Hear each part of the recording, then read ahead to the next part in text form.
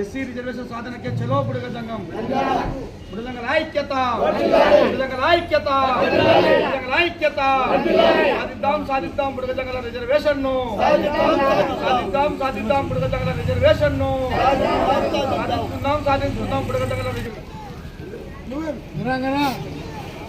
బేడ బుడగ సంఘం కోల్పోయిన రిజర్వేషన్ హక్కులను మళ్ళీ పునరుద్ధరించుకున్నట్టు కొరకే ఎన్నో పోరాటాల ఫలితంగా కేంద్రంలో పెండింగ్ ఉన్న మన బేడ బుడగ రిజర్వేషన్ సమస్యను మన శక్తి కొద్దీ ఆ కేంద్రంలో మన సమస్య పరిష్కరించడానికి శక్తి సామర్థ్యాలు సరిపోవడం లేదు. కాబట్టి దీనికి గౌరవ ముఖ్యమంత్రి గౌరవ మందకృష్ణ మాదిగ అన్నగారి ఆధ్వర్యంలో ఏబిసిడి వర్గీకరణ సాధించడం జరిగింది. గుండె జబ్బు పిల్లలకు న్యాయం చేయడం జరిగింది. వికలాంగుల పింఛన్ న్యాయం చేయడం జరిగింది. ఈ విధంగా ఏ పోరాటం తీసుకున్నా కేంద్రంలో రాష్ట్రంలో తనదైన శైలిలో న్యాయం చేసే విధానంలో గౌరవ మందకృష్ణ మాదిగ ఆధ్వర్యంలో విజయాలు సాధించిన చరిత్ర మన అందరికీ తెలిసిన వాస్తవమే. ఏబిసిడి వర్గీకరణ జరిగేటప్పుడు కూడా ఎస్సీలలో మాలా మాదిగలే కాదు, ఎస్సీలలో 59 కులాలు ఉన్నాయి, అణగారిన కులాలు ఉన్నాయి, అట్టడుగున ఉన్న కులాలు ఉన్నాయి, సంచార కులాలు ఉన్నాయి. వీటికల్లా న్యాయం చేయాలని సుప్రీంకోర్టు కూడా గైడ్లైన్స్ ఇవ్వడం జరిగింది. ఆ యొక్క రాష్ట్రాల ప్రభుత్వాలకు మీరు ఒక వర్గీకరణ చేయదలుచుకున్నప్పుడు మీ జనాభా తమాషా ప్రకారం వెనుకబడిన కులాలకు ఎక్కువ ప్రాధాన్యత ఇచ్చి ఈ రిజర్వేషన్ సమన్వయం చేయండి.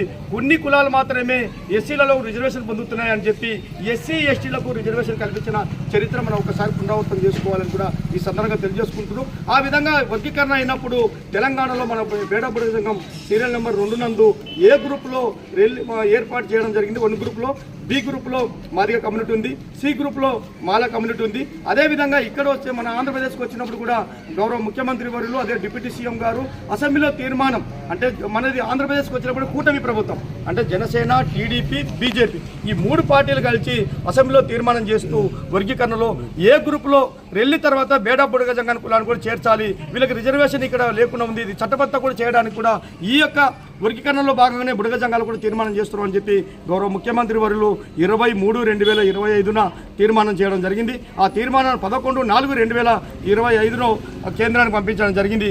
కేంద్రంలో ఈ సమస్య పరిష్కారం కాకుండా పెండింగ్ ఉంది. ఎన్నిసార్లు మనము కేంద్రం ఢిల్లీ నందు ఓఆర్జీఎస్టీకి పోయినా కూడా ఇది అమిత్ షా కానీ లేదా ప్రధానమంత్రి కానీ లేదా మీ సీఎం గారు ప్రత్యేక చొరవ తీసుకొని దీనికి న్యాయం చేసినప్పుడే న్యాయం జరుగుతుందని చెప్పి అక్కడ అధికారులు ఢిల్లీలో ఉన్నటువంటి అధికారులు తెలియజేయడం జరిగింది. దీనికి మనం ఎంత ప్రయత్నం చేసినా మన శక్తి సామర్థ్యం చేయడం లేదు.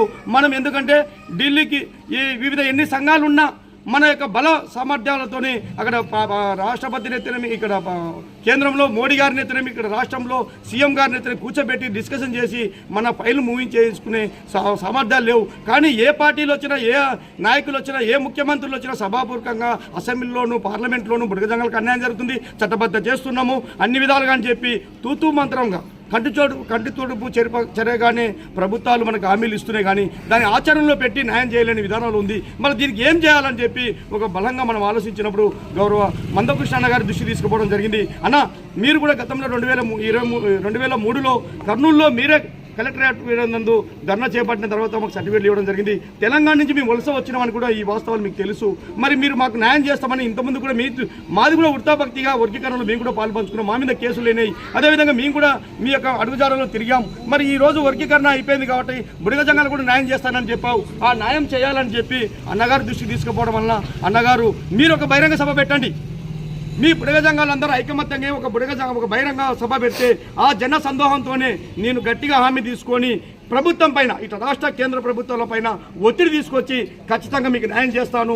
తెలంగాణలో ఎస్సీ ఉన్నప్పుడు, కర్ణాటకలో ఎస్సీ ఉన్నప్పుడు, మహారాష్ట్రలో ఎస్సీ ఉన్నప్పుడు, ఆల్రెడీ ఉమ్మడి రాష్ట్రంలో ఉన్నప్పుడు కూడా మీకు లబ్ధులు పొంది మరీ తొలగించడం అనేది ఇది బాధాకరమైన విషయము. ఖచ్చితంగా మీకు న్యాయం చేస్తారని చెప్పి హామీ ఇవ్వడం జరిగింది. కాబట్టి ఆ కోణంలోనే అన్న చెప్పిన మాట మేరకే బహిరంగ సభ ఏప్రిల్ 17 చలో నంద్యాల నందు యావత్ బేడ బుడగ సంఘాలు అందరూ కూడా భారీ ఎత్తున కదిలి వచ్చి ఆ సభను విజయవంతం చేసుకున్నప్పుడే ఆ జన సందోహం చేసే గౌరవ మందకృష్ణ మాదిగ అన్నగారు తనకు ఇక్కడ ఢిల్లీలో ఎత్తిన రాష్ట్రంలో ఎత్తినమి మనకు న్యాయం చేసే విధంగా ఉంటుందని కూడా ఈ సందర్భంగా నేను తెలియజేస్తాను. మనలోన ఎన్ని భిన్నాభిప్రాయాలు ఉన్నా, ఎన్ని సంఘాలు ఉన్నా అవెల్లా మనము కాకుండా మన జాతికి ప్రయోజనాలు కాపాడే వాళ్ళైతే, జాతి హక్కులను రక్షించే వాళ్ళైతే, మన పిల్లల భవిష్యత్తు కాపాడాలి, మన ఆత్మగౌరవం, జాతికి ఆత్మగౌరవం నిలబడాలనుకుంటే ఇంక ఇప్పటికైనా సరే ఇంకా కళ్ళబోలు మాటలు వద్దు. దయచేసి మనందరం ఆ యొక్క సభను విజయవంతం చేసి మనం మందకృష్ణ ఆధ్వర్యంలో భారీ ఎత్తున ఆయన మీద ఒత్తిడి తీసుకొచ్చి న్యాయం చేసుకునే విధంగా ఈ సభకు వేలాది మందికి కదిలి రావాలని చెప్పి తెలియజేసుకుంటున్నాను. జై హింద్.